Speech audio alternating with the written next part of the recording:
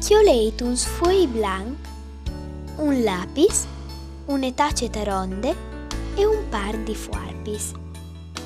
Disegnait, parzore dal sfoi, une forme taronde, doprant la tace. Ritaiait, con gli sfuarpis, il cercli chi veis disegnat. Pleait il cerchli a metat. Pleait a metat anche il miec cercli chi veis sotignut. Pleait anche mo une volte a metat, formando un picciul triangol. Taiait vie con gli sfuarpis lunghi il flanc pleat e le bande sotto al triangolo, picciui triangolus di chiarte.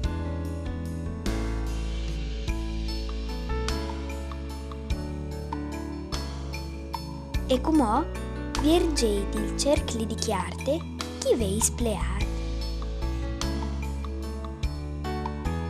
I varei sotignut un biel sfloc di neve.